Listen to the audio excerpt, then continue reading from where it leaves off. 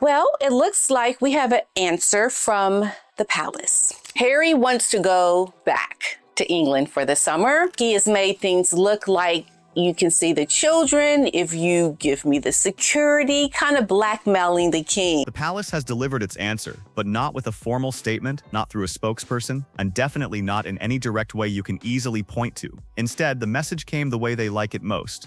Through silence, through subtle signals, and through people close to the circle making things clear without saying it outright. And if you know how to read between the lines, the message hits hard. The door is staying shut. Harry's push for a summer visit to Sandringham, painted as a simple son wanting to see his father, bringing the kids along if security worked out, has officially been answered, and that answer is no. Not necessarily forever, but right now, absolutely not. And there's a reason behind it. It all comes down to three key issues, but one stands above the rest: trust, and right now, that trust is completely gone. The palace doesn't trust Harry and Meghan, not in a vague or emotional way, but in a very real, practical sense. There's no confidence that anything shared privately will stay private. This isn't just a feeling, it's based on a clear pattern. Private family moments, personal conversations, and sensitive exchanges have ended up broadcast to millions through major media projects, turning what should have stayed behind closed doors into global headlines. The circle, the area, the region of the royals are giving their answer to Harry via the public. And they are saying that it would have been much nicer had Harry kind of talked behind the scenes instead of going through the media about what he wanted to do, go to Sandringham for the summer. Well, it looks like the palace is giving a very public response. Private moments between brothers, between a father and son, didn't stay behind closed doors. They ended up in a memoir, dropped worldwide, picked apart and debated by everyone watching. Even sensitive topics, like the conversation about an unborn child's skin color, something described as private, were shared on Oprah for millions to hear. Phone calls with his grandmother, those showed up in public too. At this point, nothing shared in private has actually stayed private, and that's the real issue. So the palace holding back on a Sandringham invite isn't about holding grudges or refusing to forgive. It's way deeper than that. This isn't something you fix with a simple apology. It's about a pattern, a real one.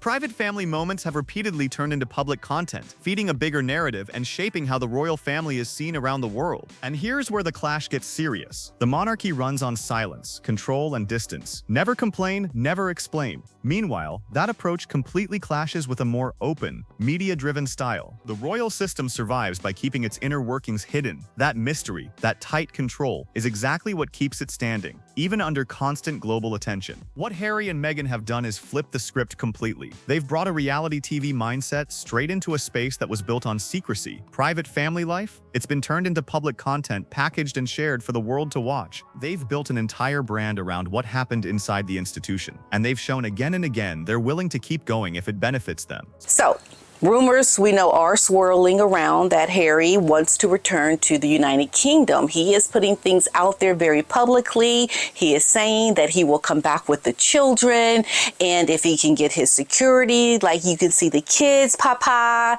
let me come back. I want to come back. And this is all public. And I've heard that the palace is pushing back against that because that just sounds like blackmail.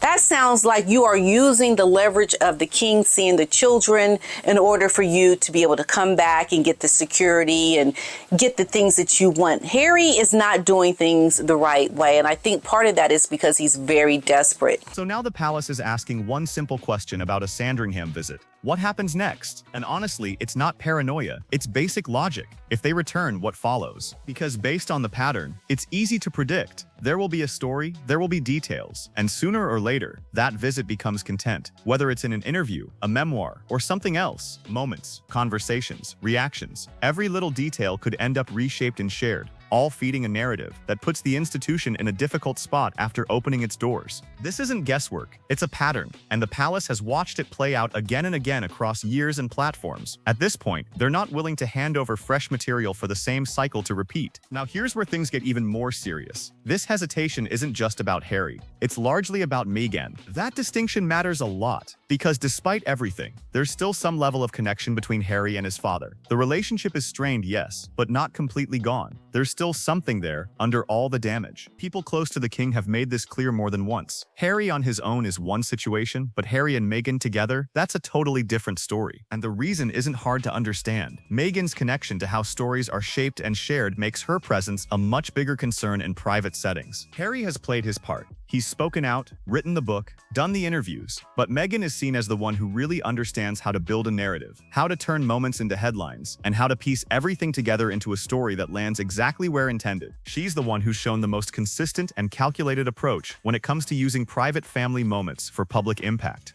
Meghan Markle doesn't just use the media. We know this. I said this in my last video. She understands it, she controls it, and she builds this narrative with it. She is the one that wants to curate her fantasy in her head. She wants to paint the pictures, okay? And right now, that is exactly the problem. People who've watched closely say she doesn't just take part in the narrative, she controls it. And that's exactly why the palace is drawing a hard line. They're not willing to offer access to new private moments, not at Sandringham, not anywhere that could turn into fresh material later on. This is the real issue, even if headlines try to soften it. Stories about a son wanting to see his father or children missing their grandfather sound emotional, but they don't address the bigger concern. Because the real question isn't about feelings, it's about what happens after the visit ends. What gets shared, what gets revealed, what gets turned into a story. Based on everything that's happened before, the palace already believes it knows the answer, and that's what's stopping the invitation. So now Harry is left with a tough choice. He can come, even bring the children, and rebuild some kind of personal connection. But there's a condition hanging in the air. Meghan's presence changes everything. Without her, the door might open slightly, but with her, it stays firmly shut. Whether Harry is willing or even able to make that call, given their partnership and everything they've built together, is the big question right now, and the signals so far are all over the place. Harry has shown small, subtle signs that people are watching closely, moments where he seems to pull back just a little, creating slight distance from the full Sussex machine. There's been a softer tone at times, less intensity around certain claims, and more focus on being a son who wants his father, not just part of a larger brand strategy. But let's be real, these are small moves inside something much bigger, because the reality is, Harry can't easily separate himself from that shared narrative, whether it's business or personal, without also creating distance from Meghan. And right now, that kind of split doesn't look close at all. So nothing changes. For now, no invitation, no visit, and that door stays closed. The palace has made its position clear without ever saying it outright, and anyone paying attention can see it. What could shift things? One major moment stands out: the Invictus Games in Birmingham in 2027. Harry will be in the UK for that, no question. It's the one commitment that cuts through all the tension and can't just be ignored. And when that happens, everything comes back into focus. Can a private visit happen alongside a public event? Can things improve enough between now and then to make it possible? A lot can change before that point. Legal decisions, security arrangements, ongoing projects, and even the king's health. All of it could reshape the situation in ways no one can fully predict yet. But behind the palace walls, oh yes, this isn't being viewed as a family visit. It is being viewed as a risk. And I think their silence is saying everything, because we've been hearing stories for days and days that Harry wants to go back for the summer. A lot could change over time, but the core issue holding everything back isn't going anywhere on its own. Trust, privacy, control, those don't fix themselves without real, consistent change. And right now, that change hasn't shown up. There's no clear sign that things are becoming more private or more controlled. If anything, the direction has stayed the same, because the brand, the strategy, and the pressure to keep producing content all depend on it. And that content has always come from one place: the family story. So the palace's answer stays the same: no. The reasons are clear, the conditions for a yes are known, but none of them are being met right now. This isn't some dramatic ending or emotional reunion. It's much colder than that. A closed door, a divided family, and years of choices stacking up with no quick fix in sight. No single meeting, no press move, no sudden invite is enough to undo what's been built over time. At this point, it all comes down to a decision. The palace has made its stance clear, and Harry is left facing his own. And that space in between, where things could be repaired, right now it's still completely empty. To really understand this, you have to look at the institution making these calls, the monarchy itself, and how it actually survives. This isn't just about emotion or family tension. It's structural. The British monarchy has lasted for centuries in conditions that wiped out almost every other royal system across Europe. France, Russia, Germany, Austria, gone.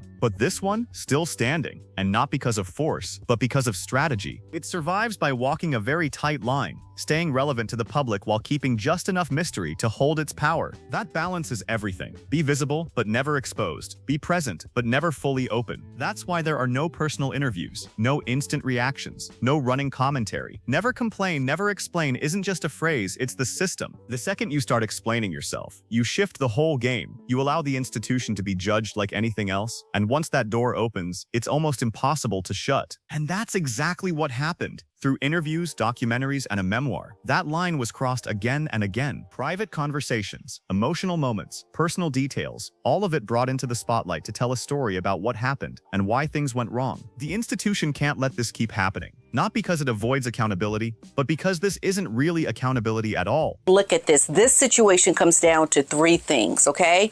It comes down to control, it comes down to privacy, and most importantly, it comes down to trust. Yes, they know they cannot trust Harry and Meghan.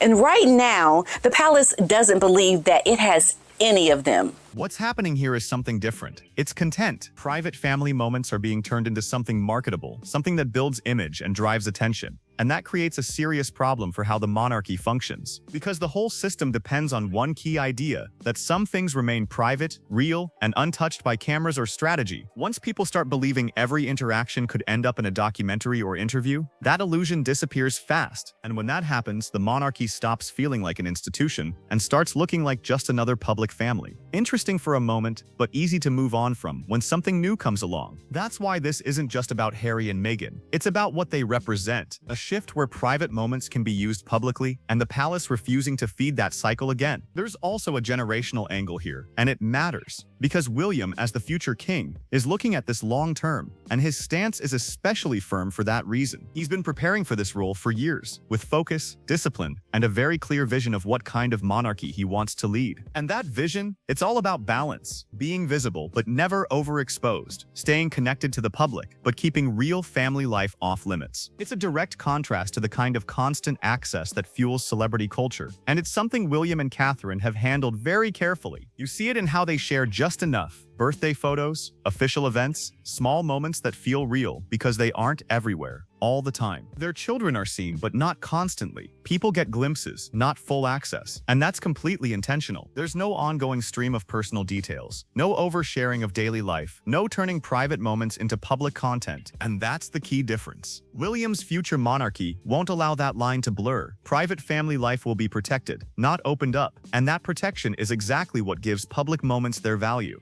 You know, from the palace's perspective, that is a red flag. Because the monarchy is not built on access. It is built on distance.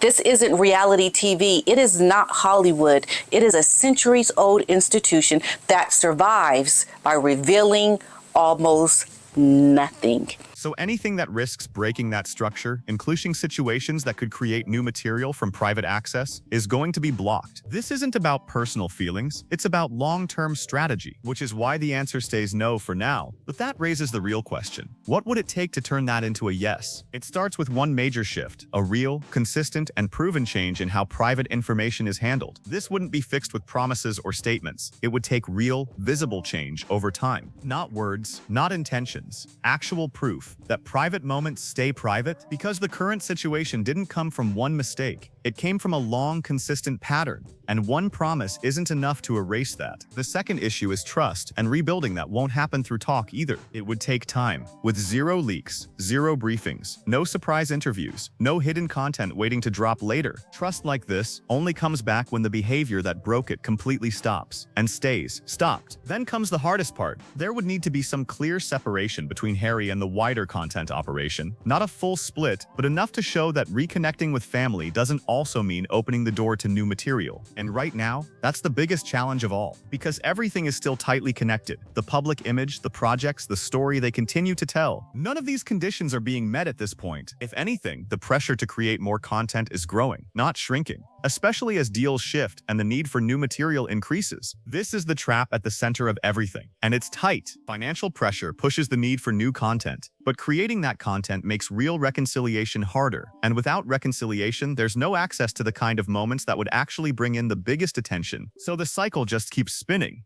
So now the palace is asking one simple question. If they return, what happens next?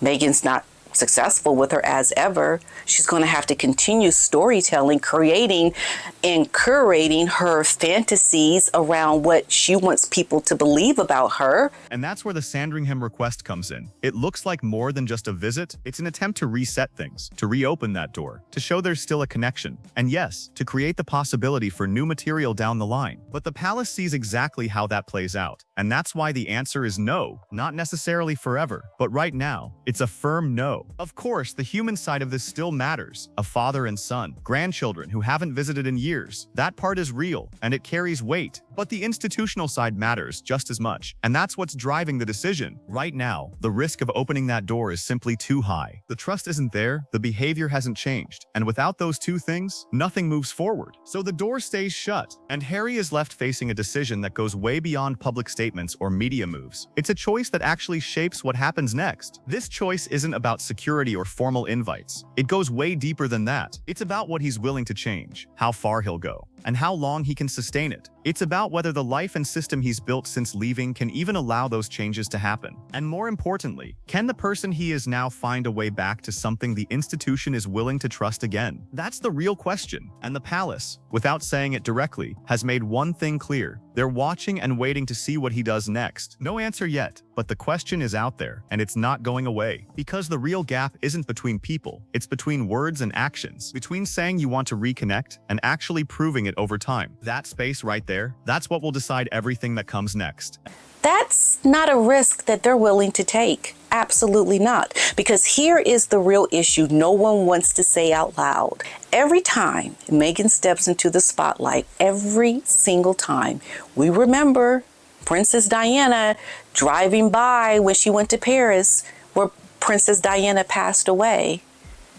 As an example, everything that she does publicly, the monarchy follows, and her title still carries weight globally, commercially, and culturally. And there's another layer to this story that matters, because this didn't happen overnight. It's been unfolding in stages since 2020. First came the shock, the exit, the negotiations, the Sandringham summit, and that brief moment where it seemed like a workable balance might still exist. Then came the next phase, and that's when everything changed. This was the moment everything shifted, the point where hope started to disappear. The choices made during that period, what was shared, how it was shared, and how detailed it all got, are exactly what created the trust problem we're seeing now. And this isn't some distant past. The memoir dropped in early 2023. This is all still very recent in institutional terms. Now we're in a completely different stage, the consequences phase. Deals have ended, major projects are done, the brand is under pressure, security issues are unresolved, and family ties still haven't been repaired. These are the real outcomes of what happened before, and they're not lining up with what was expected. So the Sandringham request looks like an attempt to shift into a new phase, a reset, a phase where connections are rebuilt, where some trust comes back, and where his role within the family starts to take shape again. But the palace isn't stepping into that next phase. Not yet, because the key conditions that would make it safe, trust and privacy, still aren't in place. The required changes haven't happened, and that's what keeps everything stuck. Right now, both sides are waiting. Harry is waiting for an invitation, while the palace is waiting for proof that inviting him won't backfire. So the standoff continues, and the people caught in the middle are the ones feeling it most. A father who hasn't seen his grandchildren, children who barely know their grandfather, and a son separated from the family he grew up in. And the big question still hangs there. Does this ever get resolved? Because the obstacles are real, and they're serious. But at the same time, the pull toward family, toward fixing what was once strong, is just as real. History shows this doesn't get solved quickly, especially in royal families. These situations drag on, shift over time, and sometimes heal in ways no one expects, or don't heal at all. There are forces pushing both ways. Time, health, distance, and personal circumstances all play a role, and where this situation finally lands is still completely unwritten. The Sussex brand is under pressure, and that pressure is real. As its commercial pull starts to fade, the need for a reset becomes stronger than ever. But pushing the other way are just as many obstacles. The trust gap, the repeated patterns, the pressure to keep producing content, and Meghan's central role in all of it make real change behud difficult. What's clear right now is simple. The Sandringham summer plan isn't the answer. The palace has made that obvious without ever saying it directly. So the next move, that's on Harry, and it won't come from headlines or carefully placed stories. It has to be real change, shown over time, in a way that actually matters to the people watching closely. Whether he can do that is still unknown. Whether the dynamic he's in even allows it, that's an even bigger question. And time isn't standing still. Health, distance, and missed years are all raising the stakes higher and higher. Right now, the door is shut, but it's not locked forever. And what happens next will decide everything. Whether this becomes a story of repair or a break that never heals. If you made it this far, hit like, subscribe, share this video, and drop your thoughts in the comments below, because this story is far from over.